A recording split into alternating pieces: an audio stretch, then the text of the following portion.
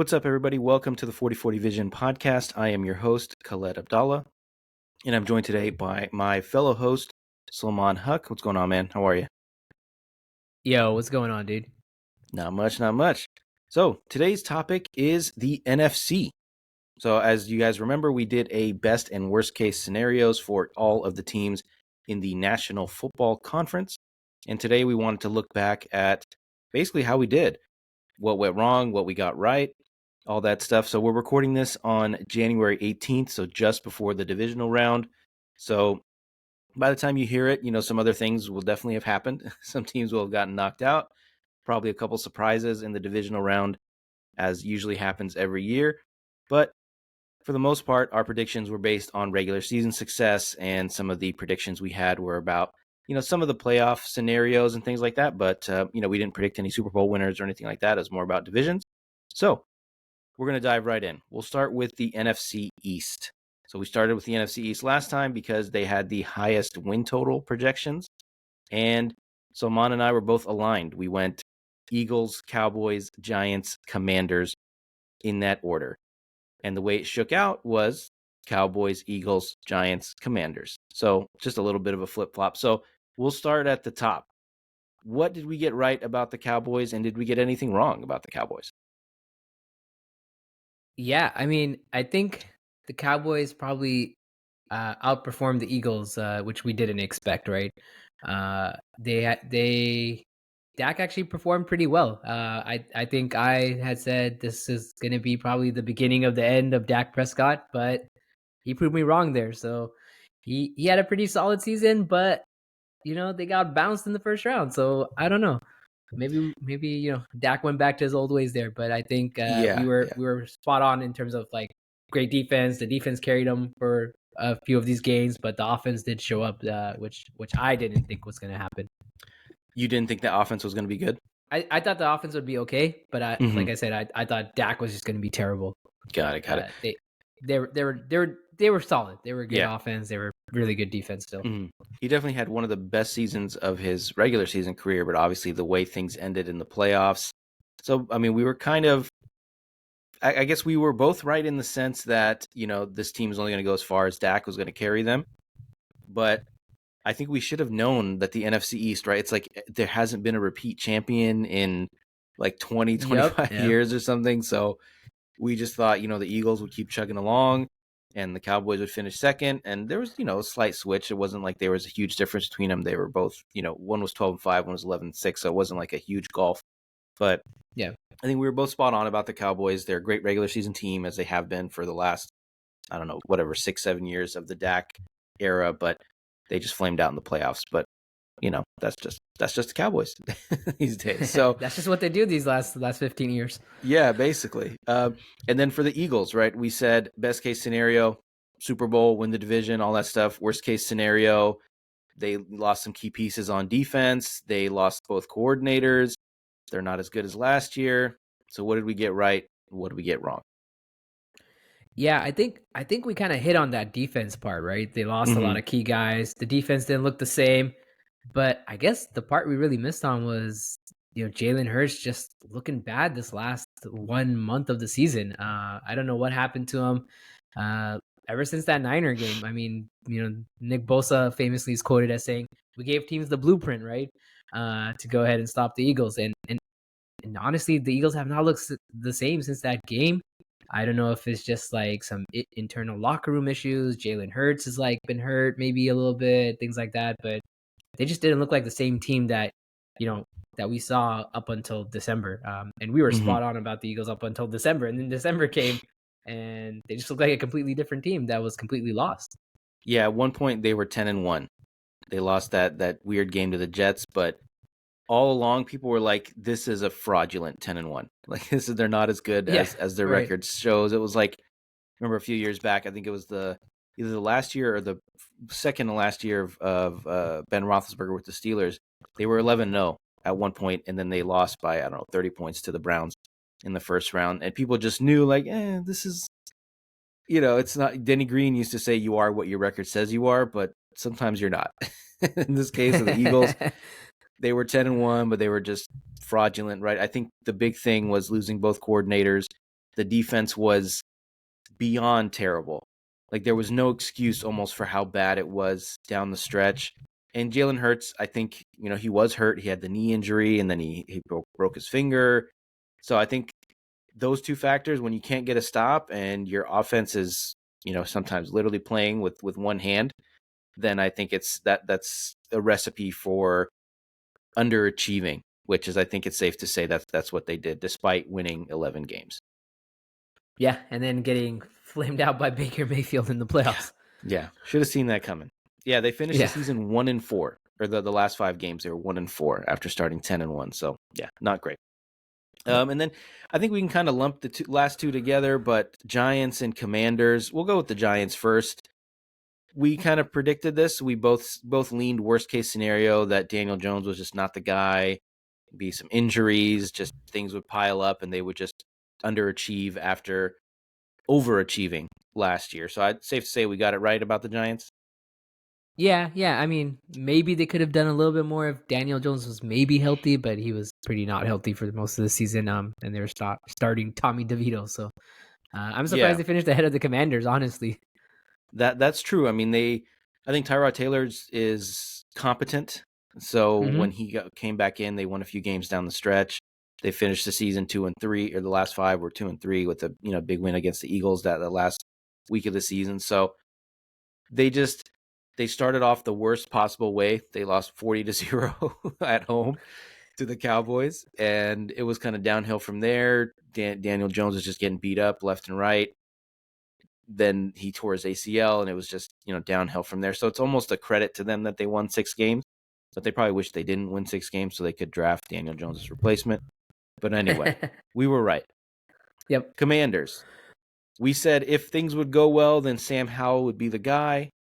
If things did not go well, then Sam Howell was not the guy, and Ron Rivera is not the guy. It was also a weird transitional season because they have the new owners, which happened, just before the season started. So it was pretty clear that there was going to be a lot of change. They end up going 4-13. They have one of the worst point differentials in the NFC, and they're just, I think they're picking second in the draft, which is appropriate for them. But I think we got it right there as well. Yep. Any thoughts on the commies? Yeah, I mean they hired a great GM here in Adam Peters. So hopefully that's the start of a turnaround here for them. But yeah, abysmal season. Sam Howell's not the guy. He's probably a slightly average starter. Maybe you could make the case for that. But that's about it. Everything else just went wrong, and they traded away guys like Chase Young and Montez Sweat. So I mean, yeah, they were tanking early. Probably won a couple. They probably would have won a couple more games if they started Jacoby Brissett, but it's almost okay that they went 4-13. So they're going to get either Drake May or Caleb Williams. It's a potential Bill Belichick team. So maybe we'll revisit them during the offseason if he does end up, Belichick does end up going to Washington. So NFC North. This one was kind of all over the place. We differed quite a bit with our predictions. Your predictions. You picked Packers, Vikings, Lions, Bears. I picked Vikings, Lions, Packers, Bears. So we were both wrong about the division winners, despite our different opinions about the teams in the division. But we'll start at the top. The Detroit Lions. So, best case scenario, Jared Goff is good. The defense is better. They have a ton of weapons. Their offense is lights out at home. Their defense is just good enough to, be passable and win, a couple games, get some stops here and there. They end up 12-5, which is their best record in 30 years. They win a playoff game for the first time in 30 years. So, what did you get right and what did you get wrong about the Lions? Because I remember you being pretty wrong. I'll admit it. I was super wrong about the Lions here. I thought they were gonna regress a little bit. I think they also got helped out a little bit with the Vikings having that Kirk Cousins injury as well. So yeah, I mean, I think overall it was the best case scenario for them, and I was picking in the worst case scenario against them. And so Goff looked like a pretty above average starter. Their defense was pretty solid. They seem to have come on a bit, and so they're making progressions. And who knows? We might see the Lions in the NFC Championship game. We might see the Lions in the Super Bowl. We don't know.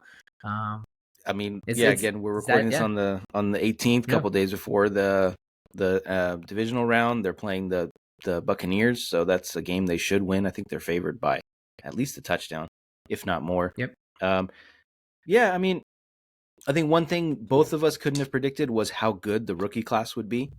You know, they got mm-hmm. 20, I think 20 or 21 touchdowns total from Sam Laporta, who's like all of a sudden looking like the best tight end in the league.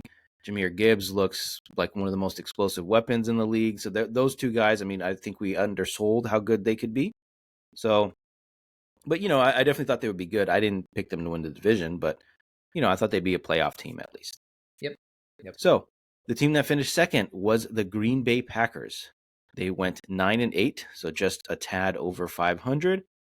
I had them as third in the division. You had them winning the division. I think the best case scenario was about Jordan Love taking that leap, the other receivers taking a leap, those young guys, the defense being, again, okay, good enough to get them in, and that's pretty much what happened. So what made you believe that Jordan Love was going to be the answer coming into the season? Yeah, no, I mean, I felt like his situation was very similar to when Aaron Rodgers inherited the team from Brett Favre. He had a lot of time to learn. That's kind of been the Packers' approach, and then they churn out great quarterbacks that way. So I thought, it took Jordan. I think Jordan Love struggled a little early on in the season, and the Packers could have had a much better record. But those were the growing pains of being a first-time starter, and they snuck in. And Jordan Love's been actually, I think, like over the last like 1 month of the season, he's been playing like a top five quarterback. So he's a scary quarterback to play against, and I'm not looking forward to it when we play the Green Bay Packers here. But they are Yeah, they are a very hot team. They finished the season very hot. their last five, they were 3-2. Again, I think they were also helped out by the Kirk Cousins injury because they got Yep, 100%. they got to go into Minnesota playing against Jaron Hall, which is a different question or different challenge compared to Kirk Cousins. But I think my fear was that Jordan Love was going to be just okay. I didn't think they had enough weapons. I thought the defense was going to be, again, just okay. So I thought, I was like, okay, they'll be in the 6-7 win range. But I think I was looking like I was right in the beginning of You're the close. season when You're about to hit it, and then they were they like just, two I and don't know, three Jordan or Love. something like that. Yeah, Yeah. And then I and then Jordan remember Love just turned it on. exactly. I remember watching him against the Raiders in primetime on Sunday night, and I was like, "Eesh, this guy, I don't know." We had a lot of questions. He threw a couple really bad interceptions where it was just like mental mistakes, where he's not seeing the linebacker and things like that. And he just didn't look comfortable. He didn't look confident. And then I think that win on Thanksgiving against the Lions just kind of turned things around, and all of a sudden they're fighting for a playoff spot, and they're above 500, and they go into Dallas and have one of the bigger upsets. I think they were a 10-point dog going into that game, so it was a remarkable turnaround for this team. And the fact that I think Aaron Jones missed a lot of the season, and he came back Mm-hmm. healthy and fresh at the end, and so it was just like a lot of factors, but I think they have a bright future. I think we can definitely say. So 100%. the Vikings, I picked them to win the division. You picked them to finish second ahead of the Lions. They just got devastated by injury, right? That was just the worst case scenario. But even before that, we talked about their 10-0 or 11-0 in one score games in the 2022 season. That was definitely not the case, even with Kirk Cousins. But they definitely had a fighting chance. I think they were 2-3 or something like that. They were fighting back and had a chance to at least challenge for a wild card spot before everything just kind of went to shit for them with all the injuries. So what made you think that the Vikings were going to finish second in the division? And of course, I think it's pretty obvious, but what did we get wrong about the Vikings? Yeah, yeah. I mean, obviously, right? Healthy Kirk Cousins. I think we had both of us had just watched the quarterback show on Netflix. We were super like, oh man, Kirk Cousins is a tough dude. He's gonna make it through. And unfortunately, that didn't happen. But the last game, I think before his injury, he took down the 49ers in prime time. And he played really well that game. So I think that's why we thought the Vikings could have won the division or finished Mm-hmm. second. It was really on Kirk Cousins, and then obviously the Justin Jefferson injury. Things just started piling up, and that's kind of the beginning of the end there for the Vikings. So we'll see. I don't know if Kirk Cousins stays on the Minnesota Vikings. There'll be Yeah. a very interesting offseason for those guys. And we'll see what we predict him for next year. Mm-hmm. Yeah, I think he'll have a lot of suitors. I mean, he's 36, 35, 36, but coming off the Achilles, but it's the modern era. I don't know. I think he'll have a lot of teams coming after him. But yeah, I it's think pretty so. simple. You lose your starting quarterback, you lose your starting wide receiver, things are just not going to go well. So the Yep. Bears, this was a really interesting team. We both had them finishing last in the division, but I think we had different opinions of how bad or good they would look. They end up 7-10. They have a minus 19-point differential, so pretty fine margins there. If I recall correctly, you thought they were going to be terrible. I thought they were going to be around this range, 6-7 wins. What did we get right and what did we get wrong about the Bears? Yeah, I think for me, I was thinking their defense was just going to be awful. And it was to start the season, and then they make Mm-hmm. that Montez Sweat trade. They actually become a pretty solid defense after that trade. And then I thought, Justin Fields, he's just an average quarterback. Will he really figure it out? And he seemed to. He got hurt, but he seemed to have stretches where it looked like he can be the guy. But there's obviously questions around, will the Bears bring him back because they have the number 1 pick from the Panthers. So the thing, Mm-hmm. he started off the season strong, got hurt, and then kind of came back again and showed like he could be the guy. But I think the Bears, I was wrong. They didn't look absolutely horrendous. They looked pretty average. But they still finished last year, and I think Yeah. depending on what they do at quarterback, they might have a good team going into next season. Yeah, I think there's a world where if he doesn't miss those 3-4 games in the middle of the season and not starting Tyson Bagent, I think Tyson Bagent went 1-3. They'll beat the Raiders, lost to the Chargers, lost to the Saints, and then lost, I think, to the Commanders. Was it? Or maybe they beat the Commanders. I'm not sure. But anyway, if Justin Fields is out there, maybe they win 2 more games and they're the ones that are 9-8 and finishing the division. I mean, he had a chance. They were still technically kind of alive the last season, or the last game of the season against the Packers, and I think they didn't show up. But the defense, like you said, was the big difference. They were awful in the beginning. They make that Montez Sweat trade, like you said, and then the last half of the season, they were not a dominant defense, but pretty close to being, a dominant defense, which I think gives them a lot of confidence going into next year. But to me, the Justin Fields era is over. I think he's good, but he's not. I don't think he's good enough to carry a team, and I think it's impossible to pass up on the opportunity that Caleb Williams provides as, a potential generational. Like, I think we can say, like, with 100% certainty that Justin Fields is not a generational quarterback. Yeah, for sure. Yeah, Yeah. I think So, I think I think that's the point. But do we know for sure that Caleb Williams and Drake May are? I no, don't know, absolutely right? not. But that's the point. You gotta gamble, right? It's like, You got to you know, gamble, yeah. I mean, but you can win with Justin Fields. I don't know if you can win with those guys yet. You have to. That's the gamble, but you right? also have to pay Justin Fields. That's That's true. the other You factor, do have to right? pay. So, Yeah, yeah. yeah, I'll just go on record and I'll say the Bears absolutely should draft Caleb Williams with the number 1 pick. It's not every year that you get 2 picks in the top 10 like they have, and you got to take advantage with it, with the potential, big swing at quarterback.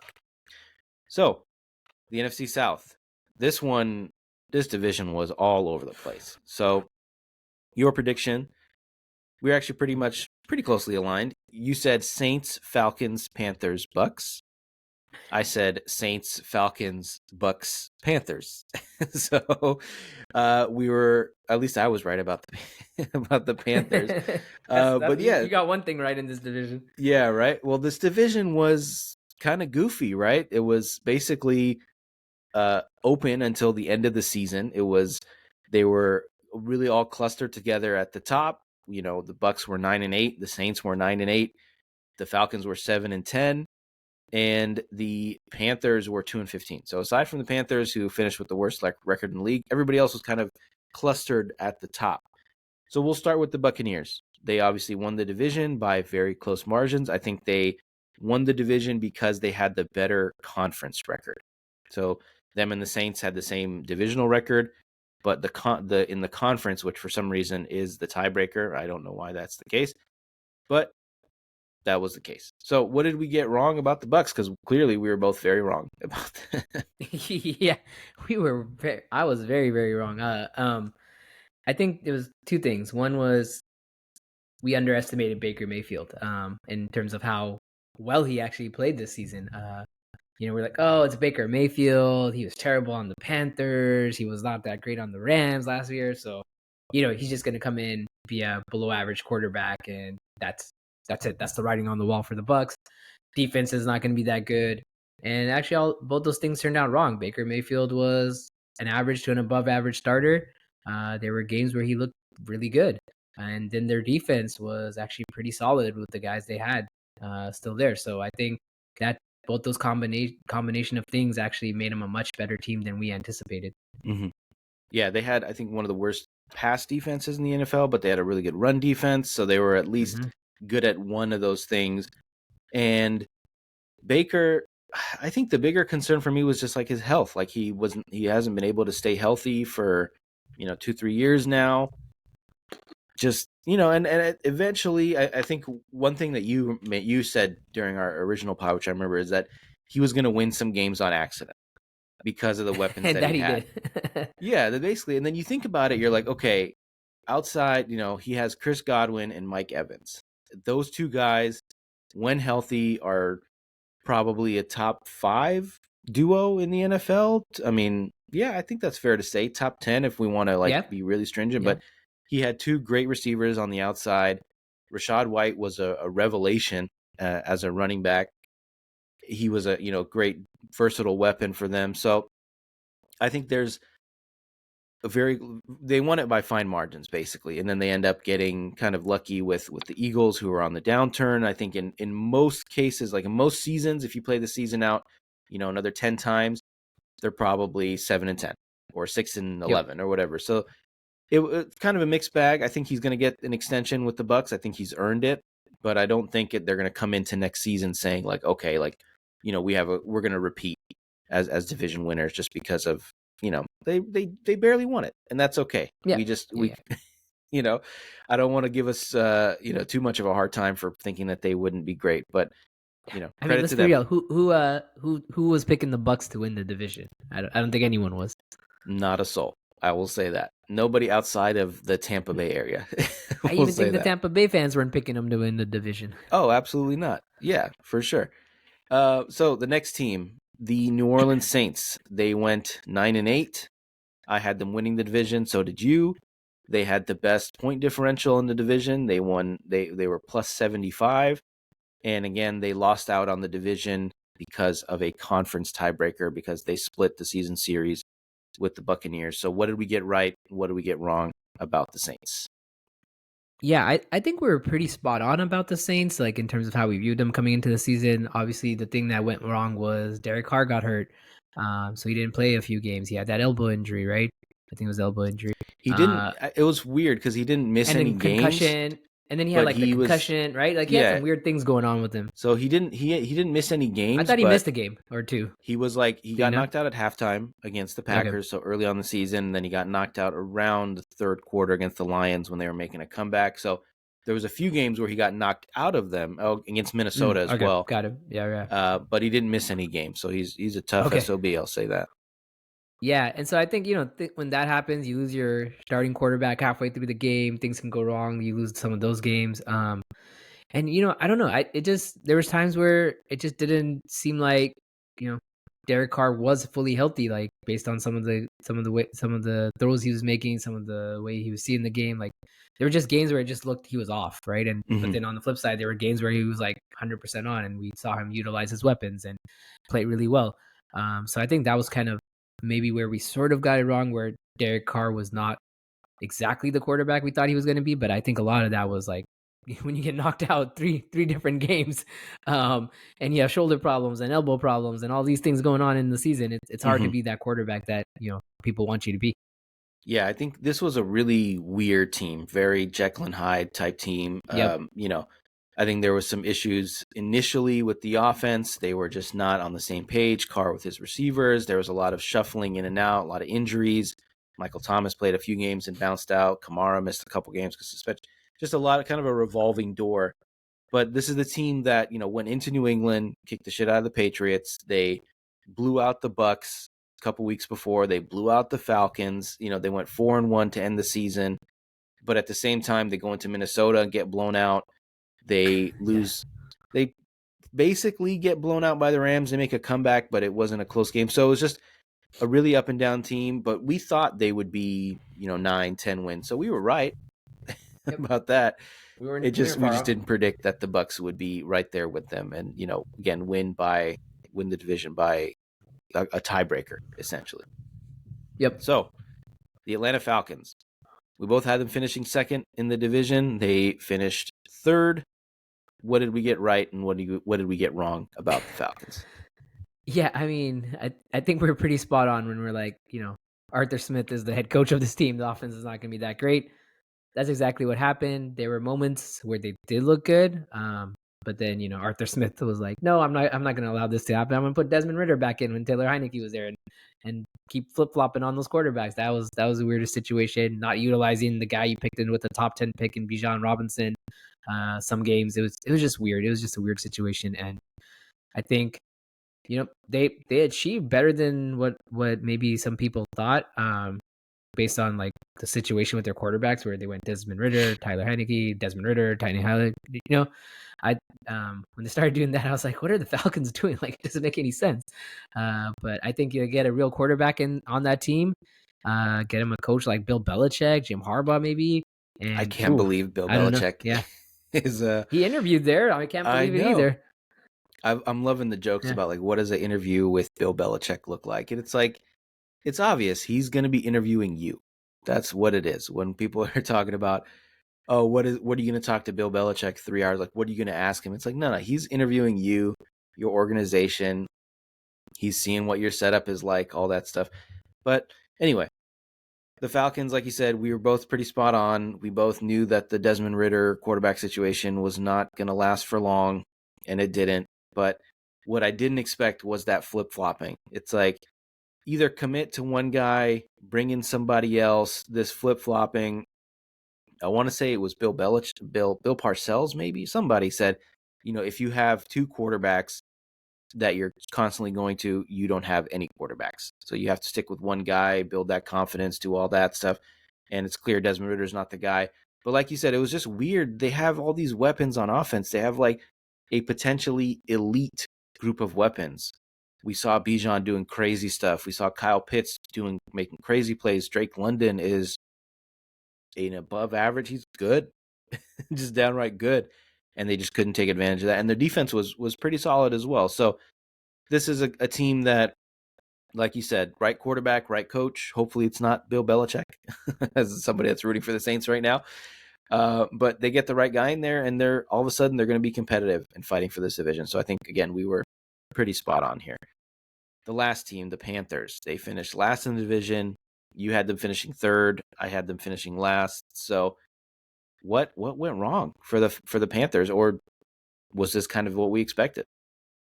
I have maybe had a little higher expectations of Bryce Young. Clearly, he did not look that good.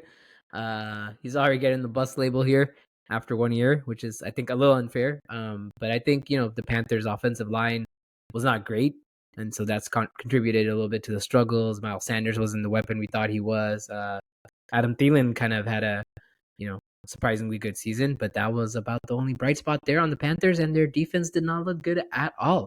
Where Actually, their defense was might pretty have good. They had a pretty. I want to say they were like a top 10 defense.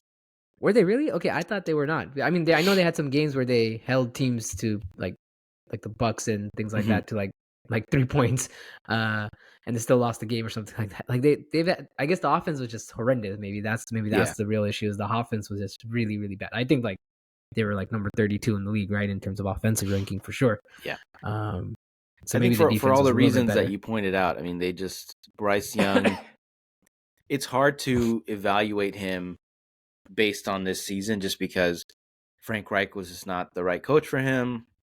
The offensive line was awful, one of the worst. He was just constantly getting beat up, and all of his receivers and his weapons were just trash. I don't think you could name the tight end. I want to say they had a tight end that was like that retired midseason for some like a concussion. He had some like brain damage, something crazy like that, and all of their receivers were just kind of You said Adam Thielen had a good season. I think he was the only guy there. It's Yeah, like some, he's the only guy who could catch the ball, right? yeah, if you're down 25, 30 points, you're going to be throwing the ball. Like somebody has to catch it eventually, right? You're playing against a prevent defense. Somebody's going to catch the ball. And honestly, it's a surprise that they won 2 games.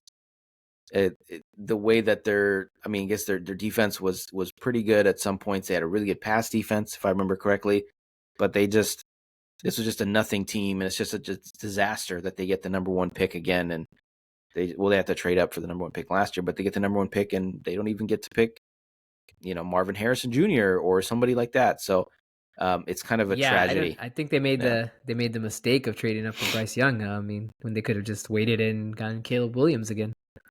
Yeah, right. Yeah. They probably would have started Andy Dalton, but I mean, he was good enough to win, I don't know, I maybe mean, 4 or start 5 whoever you want games. and So get another number 1 pick and, draft where you were and figure it out from there. Like, I think they could have sat where they were and got an Anthony Richardson, right? So I don't know. yeah, I think, probably. yeah. Yeah. So I don't know what the Panthers were doing. I don't know why they made that trade, and now it's I cost don't them a number 1 pick. Yeah, I don't think the Panthers know what they're doing either. So last but definitely not least, the NFC West. So we were both aligned in terms of predictions. We said 49ers, Seahawks, Rams, and Cardinals. It ended up being 49ers, Rams, Seahawks, Cardinals.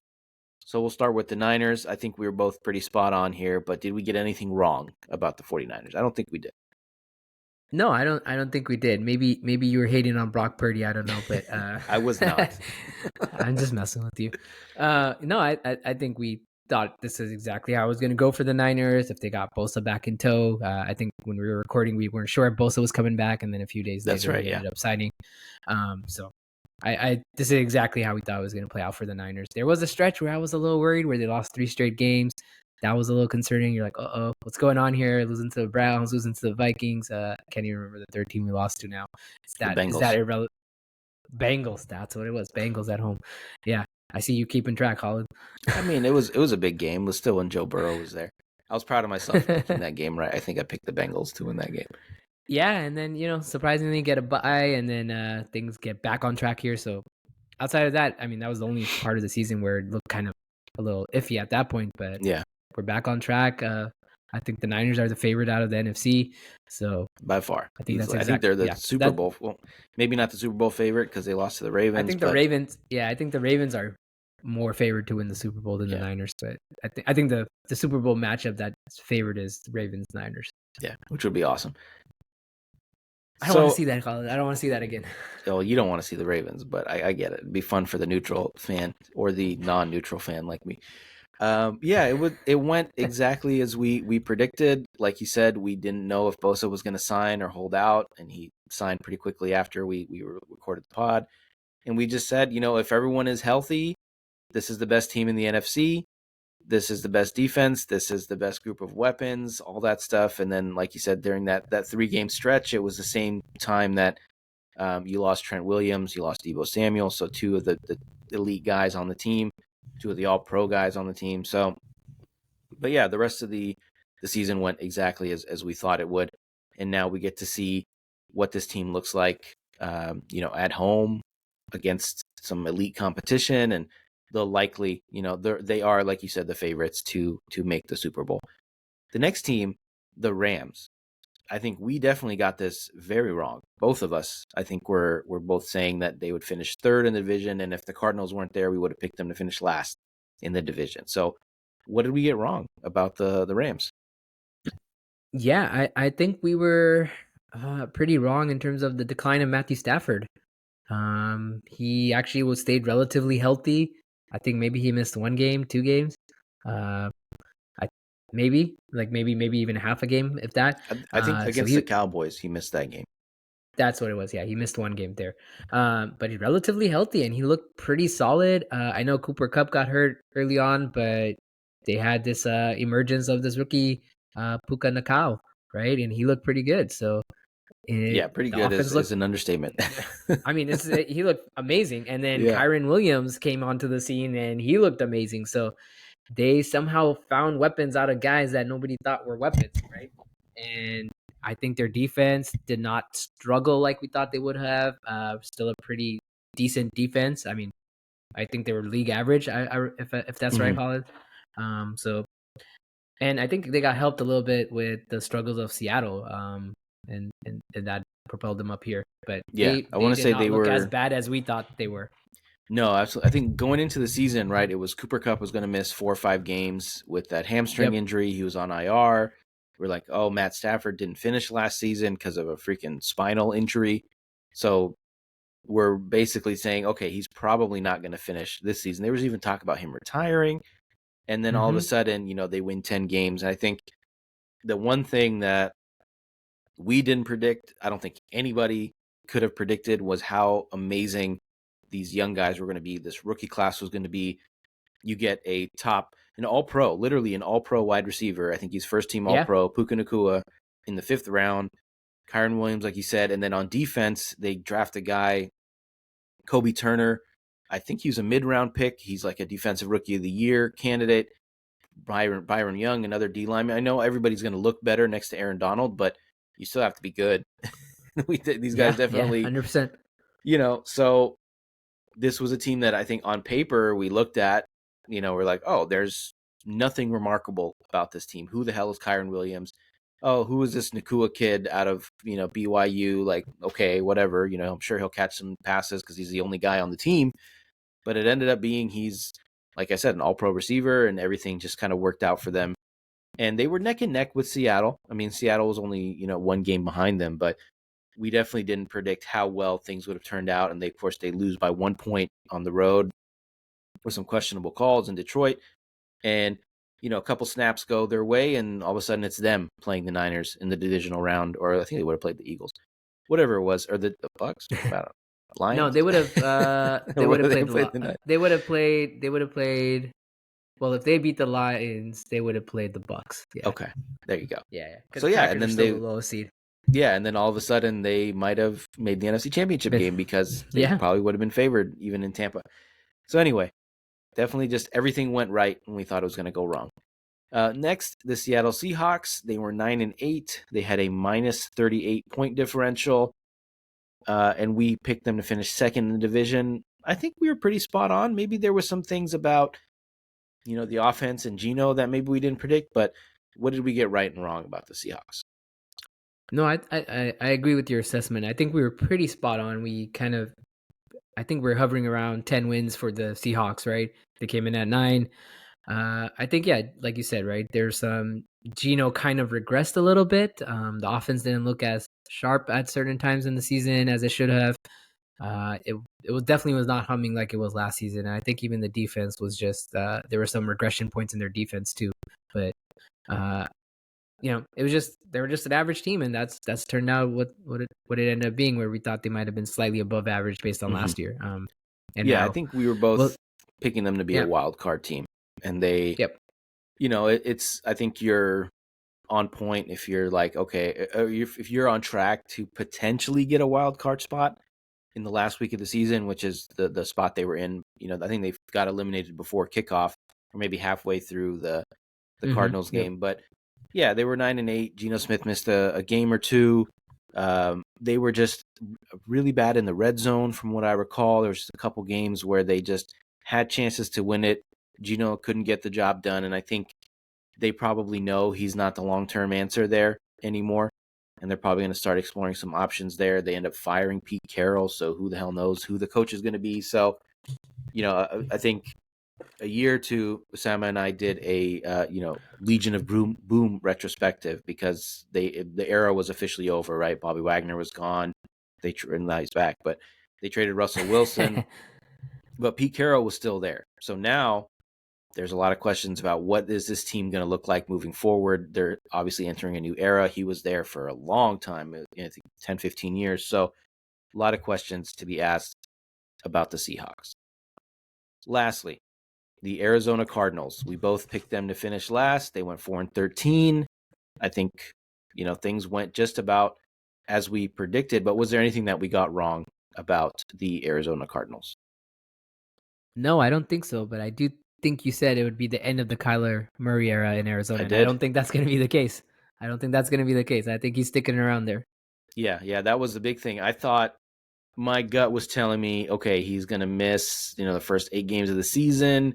They're going to be, 0-8, 1-7, whatever it was.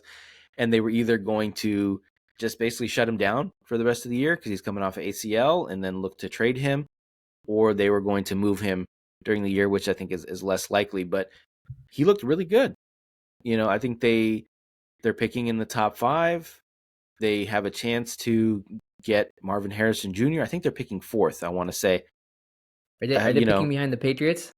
Yeah, I think top 4 is Bears by way of Panthers, the Commanders, the Patriots, and Yeah, then the Cardinals. So you I think it's think, Cardinals. Yep. you go 3 for 3 on quarterbacks, and then all of a sudden you're sitting there and you can get the best wide receiver prospect since, I don't know, Calvin Johnson. So that team is going to look interesting next year. I think Kyler Murray answered some questions about his durability, and he's like, okay, I'm back. I think the first game he came back, he was running around just like he was before the injury. But, it's the ACL, and it's, again, 2023, 2024. So these things just don't affect you as much as they used to. But, yeah, so and Jonathan Gannon, I definitely did not think he was going to be a half-decent coach. They won some games that they shouldn't have. They beat the Cowboys with Josh Dobbs. They went into Philadelphia and they beat the Eagles. So they even overachieved despite winning the 4 games. And they probably wish they didn't. But again, they're setting the tone and they're establishing some groundwork. So yeah, I guess the Cardinals were exactly where we predicted them. So that's it for the retrospective. Do you have any thoughts about the playoffs? I know we're a couple days away from the divisional round, but yeah, I want to hear your Super Bowl predictions. Niners Ravens. Niners Ravens, yeah. I mean, it's hard to argue with that. I mean, Baltimore looks like they're gonna run through that AFC. I don't really see anyone opposing them. Maybe Kansas City, maybe the Bills, maybe. But their defense was nasty. Will continue to be nasty. The only thing that can stop them is an injury to Lamar. That's really it. Yep, pretty much. So, what was your biggest? Yeah, we don't want to see that. Nobody wants to see that. No. What was your biggest surprise and what was your biggest disappointment from the NFC? We'll start with biggest surprise. Biggest surprise. Oh, yeah, I think it's the Bucks winning the division. That was the biggest surprise for me there. I did not see that coming. That was amazing that the Bucks are even in the divisional round right here of the playoffs. Like that is beyond shocking to me. Yeah, I think they were favored to win like 4 or 5 games. So to win even to double that is pretty ridiculous. So biggest disappointment. It's ridiculous. I mean, biggest disappointment is the Eagles. I think. Just kind of how their season ended. They were coming off that Super Bowl high. People are like, this team looks pretty good. They're gonna be back in it. Everything. Just didn't happen. I guess it was a disappointment to see that happen, and I guess that's the curse of losing the Super Bowl, right? Yep. Yeah, it kind of came in like a different way. You usually don't see it where a team starts 10-1. Usually the Super Bowl loser hangover is, you don't even make the playoffs. It's more pronounced. Yeah, exactly. Instead, they're, probably like the worst 11-6. I mean, their net point differential was 5. Wow. They were plus 5 despite, winning 11 games. So that says a lot, I think, about the team. For me, I think other than the Bucks, I want to say the Packers were the biggest surprise for me, especially the way things started. I was like, oh, man, like I didn't think they were going to give up on Jordan Love after the season, but I thought, this was just like a rebuilding year. Aaron Rodgers is gone. Let's kind of trim the fat, get rid of some of the other guys there, and we'll come back next year and fight for the division. Biggest disappointment, I guess the Eagles, but kind of we saw it happening. We're like, okay, Super Bowl hangover. They lost to both coordinators. So the more you think about it, it made a little more sense. I think for me, the biggest disappointment was probably the Vikings, just because of the injuries and things like that. Yeah. I really thought they would win the division, and I think they still have more talent than anybody else in that, maybe they're neck and neck with Detroit, but obviously injuries and things like that just completely derailed the season. So again, we're recording this on the 18th of January, so a couple of days before the divisional round. We'll see how things shake out. Definitely do some more pods before the Super Bowl, and we appreciate you guys listening. Make sure to check us out on all the major platforms at 4040 Vision Pod. That's Instagram, YouTube, TikTok, all that good stuff. Appreciate you guys. Appreciate you, Sulman. Thanks, man.